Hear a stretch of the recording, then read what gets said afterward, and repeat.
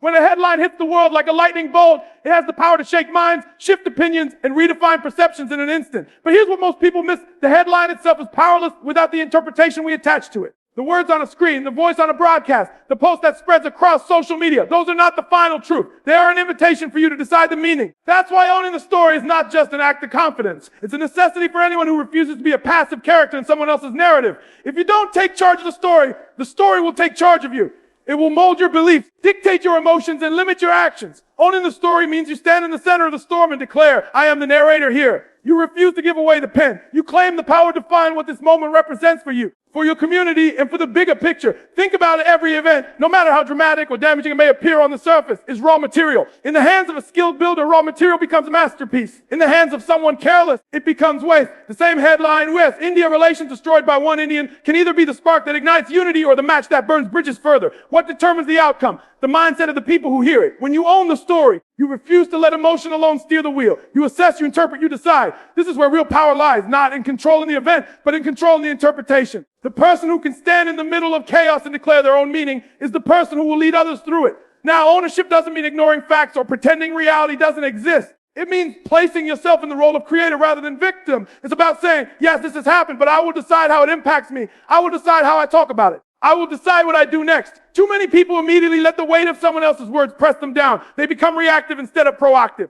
Owning the story is the opposite. It's seeing the weight and choosing to use as resistance that builds strength. It's hearing the world's version and crafting your own. You have to remember that narratives are living things. They evolve. But they only evolve if someone actively shapes them. If you don't own your story, it gets hijacked. Someone else writes the script. And often those someone else's don't have your best interest at heart. They might exaggerate, manipulate, or twist details to suit their own agenda. This is why it is critical that you become the loudest, clearest, and most consistent voice when your name yours or your country is on the line. If you're silent, the vacuum will be filled by noise. And noise rarely tells the truth. Owning the story also requires an inner discipline. It's easy to get caught in the emotional wave, a mix of anger, betrayal, fear, or even shame. But emotion without direction is chaos. Direction without ownership is aimless. Ownership combines both. It says, I feel this, but I choose where it goes. This is why the most effective leaders are not necessarily the ones with the most resources or connections, but the ones who control their internal narrative. They can walk into a room where everyone believes one thing and calmly, powerfully begin to shift that belief, not because they deny reality, because they redefine it in a way that others can embrace. You must also understand that when you own the story, you take on responsibility. Responsibility for the message you put out. Responsibility for how you carry yourself.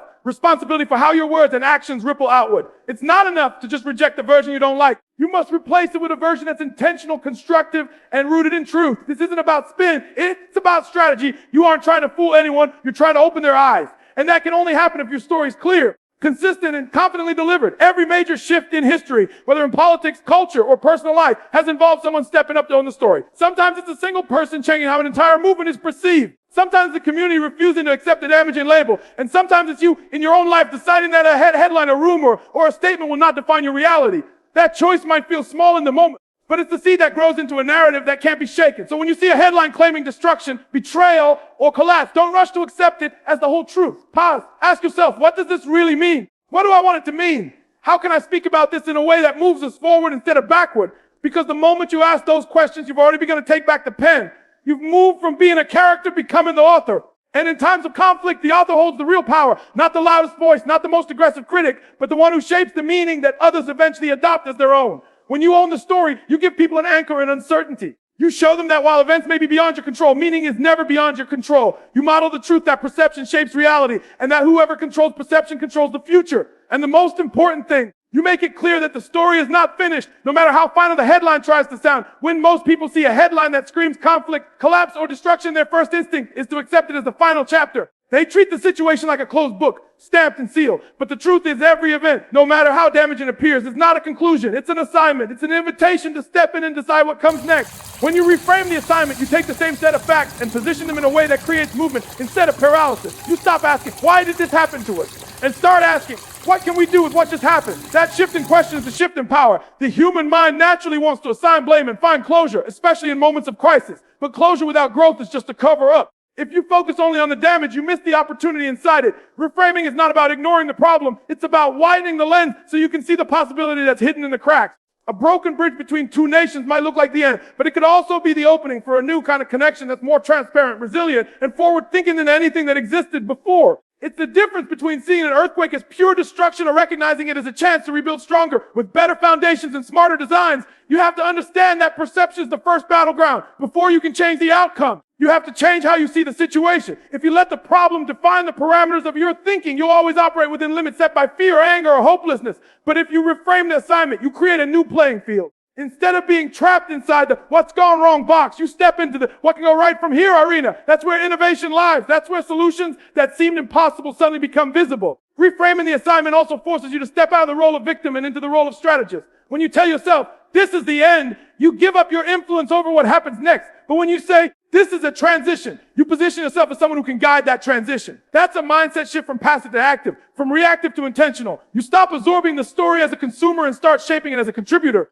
And that's when you begin to influence not just your own perspective, but the perspectives of everyone who hears you speak. There's something else powerful about reframing. It changes the energy you project. People can feel when you're operating from defeat, and they can feel when you're operating from purpose. Defeat drains the room. Purpose ignites it. When you speak from a reframed perspective, you're no longer repeating the problem. You're revealing the possibility. This draws people toward you. Because deep down, everyone is looking for someone who can help them see the light in a dark situation. They may not always say it out loud, but they are desperate for leaders who can see the road ahead when all they can see is the wreckage behind. It's also worth noting that reframing the assignment doesn't mean sugarcoating reality. You don't have to pretend the setback isn't serious or the damage isn't real. In fact, honesty about the scale of the problem makes your reframing even more powerful. When you can look at the truth in all its difficulty and still say, here's how we move forward. People listen. They trust you. They begin to shift their own frame of thinking because they see that you're not trying to trick them. You're inviting them into a more constructive vision. Think of it like turning a camera. The scene in front of you doesn't change instantly, but your angle on it does.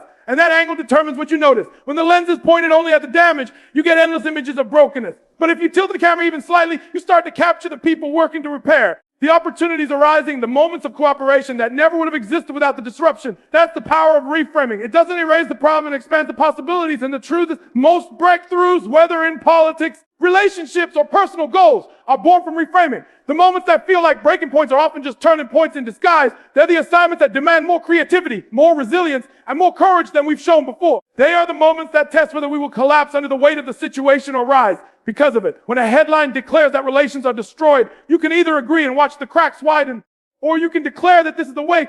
Call both sides needed to address what's never working in the first place. That declaration changes everything because it moves the conversation from finality to possibility, from despair to responsibility, from watching history happen to making history happen.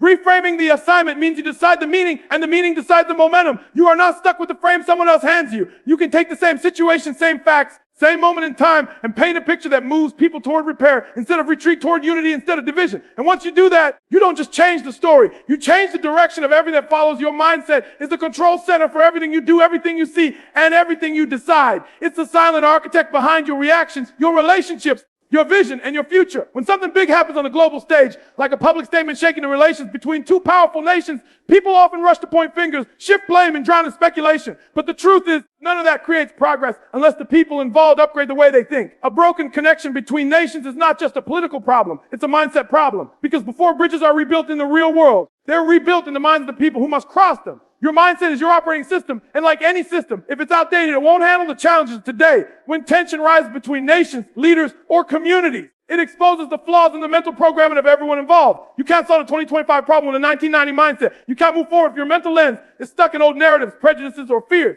Higher mindset activation means deliberately upgrading the way you think so that your thoughts are equipped to handle the scale of the problem and the scale of the opportunity hidden inside it. It begins with awareness. Most people think they're already thinking clearly, but in reality, their thinking is clouded by emotions, biases, and years of conditioning. In a crisis, that fog thickens. Instead of stepping back to see the full picture, they zero in on the parts that confirm their existing beliefs. But the moment you become aware of your own mental filters, you give yourself the ability to adjust them. You can start asking better questions. What am I not seeing? What could this mean if I looked at it differently? What's the higher perspective here that goes beyond my personal feelings? Activating a higher mindset also requires emotional discipline. This doesn't mean shutting off your feelings. It means not letting them hijack the driver's seat. A higher mindset can feel the heat of anger or the weight of disappointment without letting those emotions dictate the outcome. It knows that reacting quickly often means reacting poorly. It chooses to pause, assess, and then act from a place of purpose rather than an impulse. That's where influence grows, because people trust those who can stay steady when everything else is shaking. Another critical piece of this is vision. A higher mindset doesn't just focus on what is. It focuses on what could be. It sees beyond the smoke of conflict and imagines the day when the air clears. It visualizes outcomes that others can't yet see. And it uses that vision to guide decisions today. If you only make decisions based on the current mess, you will keep the mess alive. But if you make decisions based on the future you want, you start moving toward it, even if the steps are small and slow at first. And here's the thing, mindset is contagious. When you operate from a higher level of thinking, you elevate the thinking of the people around you. If you speak from fear, you spread fear. If you speak from vision, you spread vision. In times of political strain or public controversy, this ripple effect matters more than ever. Because while the official negotiations may be happening behind closed doors, the mindset of the public is shaping the energy and the pressure around those talks. A higher mindset can shift the tone of the conversation from hostility to curiosity, from accusation to collaboration. But this isn't just about positivity, it's about capacity. A higher mindset has a greater capacity for nuance. It can hold multiple truths at the same time. It can acknowledge wronging without being consumed by revenge. It can see flaws in one party without declaring the other flawless. It can recognize complexity without drowning in it. That mental capacity is what allows you to navigate situations where quick judgments will cause more harm than good. To activate this level of thinking, you have to challenge yourself constantly. Ask if your current perspective is helping or hurting the bigger picture. Be willing to let go of old mental habits that served you in the past but are useless or even dangerous now. Upgrade the way you process information. Train yourself to pause before reacting, to look for the angle that serves progress rather than escalation. Surround yourself with voices that stretch your thinking instead of just echoing it back to you. And most importantly, remember that a higher mindset is not something you activate once. It's something you maintain. You don't just reach a higher level of thinking and stay there automatically. The pressure of the world will always try to drag you back down to fear, division, and short-term thinking. It's a daily decision to rise above that, to keep your operating system running on clarity, perspective, and purpose. Because when you keep that mindset active, you're not just thinking differently, you're leading differently. And leadership at the level of mindset always precedes leadership at the level of action. When tension fills the air and uncertainty dominates the headlines, most people can only see what's directly in front of them. The noise, the conflict, the fallout. They get so caught up in the storm that they forget storms don't last forever. Visualizing beyond the storm is not about pretending the storm isn't happening. It's about refusing to let it blind you to the horizon that still exists. It's about using the power of your imagination to anchor yourself in a future that's better than your present, even when the present feels overwhelming. Because if you can't see it in your mind first, you'll never create it in reality. The mind has a strange way of amplifying what it focuses on. If all you think about is the chaos, then chaos expands in your awareness. Your emotions will match it, your words will reflect it, and your actions will align with it. But if you deliberately choose to picture what comes after, the day when nations sit back at the table, when the bitterness is replaced by understanding, when the broken trust is slowly repaired, you begin to shift the way inside your own mind. You give yourself a reason to keep moving forward because now you're not just reacting to the storm, you're navigating through it with a destination in mind. Visualization is not wishful thinking, it's strategic mental preparation. When pilots fly through turbulence, they don't fixate on the shaking, they focus on where they're going. They trust that their training, their instruments, and their course will guide them through. The same applies to international relations, leadership, or even personal challenges. The ability to visualize beyond the storm keeps you from making panic decisions that only prolong the problem. It keeps you focused on long-term resolution instead of short-term retaliation. But visualization requires clarity. You can't just vaguely hope things get better. You have to be specific about what better looks like. Picture the conversations that need to happen. See the headlines that would signal progress. Imagine the tone of the dialogue between leaders. The cooperative energy in negotiations, the new agreements that could arise. The more detailed and vivid your vision is, the more it becomes a mental blueprint. And a blueprint is something you can act on. It's something you can measure your steps against. When you visualize beyond the storm, you also shift the emotional atmosphere around you. People are naturally drawn to those who can see light in the dark. In moments of political or social upheaval, many voices will be shouting about the damage, the betrayal, and the reasons why reconciliation is impossible. But if you can paint a picture of possibility so clear that others can see it too, you begin to change the collective mindset. And once the mindset changes, the path forward starts to take shape. There's also an important discipline here. Your vision has to be stronger than the noise. Every day, you'll be tempted to abandon the picture in your mind because the evidence in front of you seems to contradict it. You'll hear pessimists say it's NAMAV, critics say it's impossible, and even your own thoughts might whisper doubts. But that's when you remind yourself that every great turnaround in history started with someone who could see it before it was visible. They held on to the image until reality caught up. Visualizing beyond the storm also prepares you to recognize opportunities that others miss. When your mind is fixed only on the problem, you overlook the small openings for progress. But when you tune to the vision of resolution, you start spotting those openings. A softened tone in someone's speech, a shift in public opinion, a policy suggestion that aligns with cooperation. These might seem minor in the moment, but they are the stepping stones toward the bigger outcome you've been picturing. And let's be clear, this is not just about optimism, it's about influence. The way you see the future determines how you talk about the present. If you see no possibility of repair, your words will carry resignation. If you see the possibility vividly, your words will carry conviction. That conviction influences people's trust in you, and trust influences their willingness to follow your lead. In this way, visualization is not a private exercise, it's a leadership tool. The storm might be loud, but it doesn't get to write the ending unless you give it permission. By holding a vision beyond it, you are silently telling yourself and everyone watching that this is temporary. You are anchoring your energy in the future instead of being tossed around by the present. You are declaring through your mindset, your language, and your focus that the horizon still exists and that you intend to reach it. And once that vision becomes a shared belief among enough people, it starts to pull everyone toward it like a current that's stronger than the waves trying to push them back. A doubt is one of the most persuasive forces in the human mind. It whispers in the quiet moments, it shouts in the heated ones, and it disguises itself as caution, logic, or even humility. In times of uncertainty, especially when a relationship between two powerful nations is on the brink, doubt becomes the easy path, tells you to wait and see, to hold back, to avoid committing in case things don't work out. But the truth is nothing shifts until a decision is made. The energy of hesitation keeps you stuck exactly where you are, replaying scenarios in your head while life keeps moving without you. Decision, on the other hand, is the spark that sets change in motion. It is the moment you stop circling the problem and start walking toward a solution. When you make a decision, you cut off other possibilities.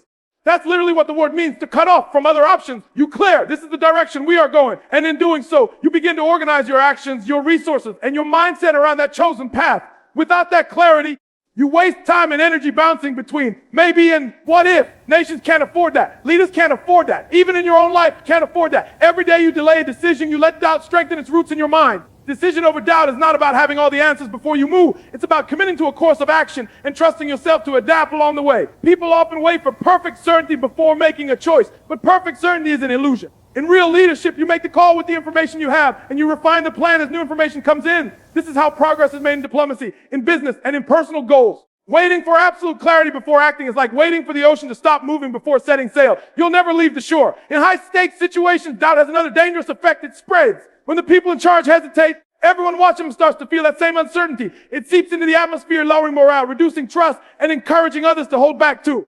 But when a leader makes a firm decision, even if the road ahead is challenging, it communicates strength. It signals that someone is willing to take responsibility for moving forward. That confidence becomes contagious, inspiring us to align with the choice and commit their energy to making it work. One of the biggest myths about decision making is that it removes flexibility. In reality, decisions give you more control, not less. When you decide on a direction, you can adjust your speed, change your tactics, and adapt to challenges without losing sight of the destination. Without a decision, every change feels like starting over. With a decision, every change is simply a course correction on the way that we've already committed to go. This is why decisive leaders tend to accomplish more. Even when they face setbacks, they never lose momentum entirely because the direction is always set. Doubt, on the other hand, thrives on what-if thinking. It convinces you that by not deciding, when you're avoiding risk, when in reality you're increasing it, the longer you linger in uncertainty, the more opportunities slip past you. In the context of repairing relations between nations, opportunities for dialogue, compromise, or partnership can vanish if action isn't taken quickly. In your own life, chances to improve your situation can fade away if you spend too much time weighing every possible outcome. Making a decision also forces you to align your behavior with your intentions. Once you decide, you have to start acting in ways that support that decision. This alignment creates momentum because your thoughts, words, and actions begin to move in the same direction. Without a decision, your energy is scattered. Part of you is moving forward, part of you is holding back, and part of you is watching from the sidelines. That split focus drains you and leaves you feeling like you're working hard but getting nowhere. The courage to choose over doubt also transforms how you see failure. If you're hesitant, every setback feels like proof you shouldn't act it. But when you make a decision with full commitment, setbacks are simply part of the process. They're not signs to turn back. They're challenges to navigate on the way to the goal. This mental shift keeps you engaged when others would give up. It keeps you in the game when others walk away. And here's the most powerful part. When you choose decision over doubt, you're not just changing your own future, you're shaping the environment around you. People begin to respond differently because they can feel that you're not waiting for someone else to decide your path. They see that you're willing to take ownership of your direction. In the realm of politics or diplomacy, this draws respect. In personal relationships, it builds trust. In business, it inspires confidence where it moves you forward while doubt leaves others standing still. Adversity is a way of revealing things that comfort never will. When everything is smooth and predictable, it's easy to believe you're strong, focused, and prepared. But when the ground shakes, when unexpected events turn everything upside down, like a single action creating waves between two nations, you find out what you're really made of. Adversity strips away illusions, exposes weaknesses, and forces you to face truths you might otherwise ignore. And here's the choice you're always given in those moments. You can let adversity break you, or you can let it build you. If you choose the latter, the very thing meant to stop you becomes the fuel that drives you further than you would have gone without it. Using adversity as fuel starts with how you interpret it. Most people see hardship as a wall, a signal to stop, turn around, or give up. But that wall can also be a launching point. It can be the resistance you push against to gain strength. The same way muscles grow under pressure, your practice grows when you face challenges head on. If you avoid them, you stay the same. If you engage with them, You evolve. This is why some individuals come out of difficult seasons sharper, stronger, and more determined than before, while others are left bitter and stuck. The difference is not in the adversity itself, it's in how it's used. In the context of strained relations between nations, adversity might look like breakdowns in trust, public disagreements, or damaging actions that ripple through economies and communities. At first glance, these moments seem purely destructive, but they also reveal what wasn't working in the first place. They highlight weaknesses in communication, gaps in understanding, and flaws in agreements. If you're willing to see them that way, they become roadmaps for improvement. They point directly to what needs to be strengthened so the relationship, once repaired, can be more resilient than it ever was before. The mindset shift here is crucial. Instead of asking, why is this happening to me? You ask, what is this preparing me for? That single change in perspective turns adversity into a training ground. It reframes setbacks as preparation for a bigger stage, a higher responsibility, or a more challenging goal. The tension you feel in difficult moments is not a sign of failure. It's the stretch required to step into the next version of yourself or your mission. Without that stretch, you would never develop the strength to hold the weight of what's coming next. Adversity also forces creativity. When the usual paths are blocked, you have to invent new ones. That pressure pushes you to think differently, to question assumptions, and to try approaches you never would have considered otherwise.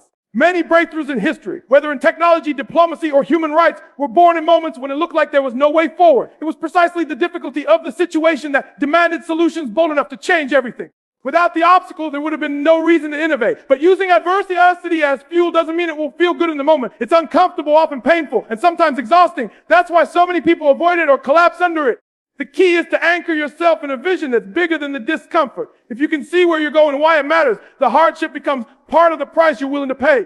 You stop expecting the path to be easy and start expecting it to be worth it. In these moments, resilience becomes your greatest asset. Resilience is not about pretending adversity isn't real. It's about acknowledging it and choosing to keep going anyway. It's about getting knocked down, learning from the impact, and standing back up with more knowledge than before. Each time you do that, your tolerance for difficulty grows. You stop being shaken so easily, not because the challenges are smaller, but because you're stronger. Adversity also has a way of revealing your allies. In hard times, you see who stands with you, who pulls away, and who steps up ways you'd expect. This clarity is invaluable. It helps you identify the people you can trust, the relationships worth investing in, and the ones that were never truly solid. In the case of nations, it shows which partnerships can endure pressure and which ones crumble under it. This knowledge allows you to build on the right foundations going forward. Perhaps the most empowering truth about adversity is that it can sharpen your purpose. When everything is going well, it's easy to get distracted or lose focus. But when you're in the middle of a storm, you're forced to strip away the unnecessary and focus on what truly matters. That clarity can lead to breakthroughs in strategy, communication, and leadership. It can reveal why you started in the first place and reignite the drive that routine comfort may have dulled over time. When you start seeing adversity this way, it no longer feels like an enemy. It becomes a tough but valuable ally, a relentless trainer pushing you toward your highest potential. The struggle is no longer just something to survive. It's something to use, something to extract energy from, something to transform into momentum. And once you develop the habit of turning adversity into fuel, you become nearly impossible to stop, because even the very things meant to slow you down become the reason you move faster and stronger than before.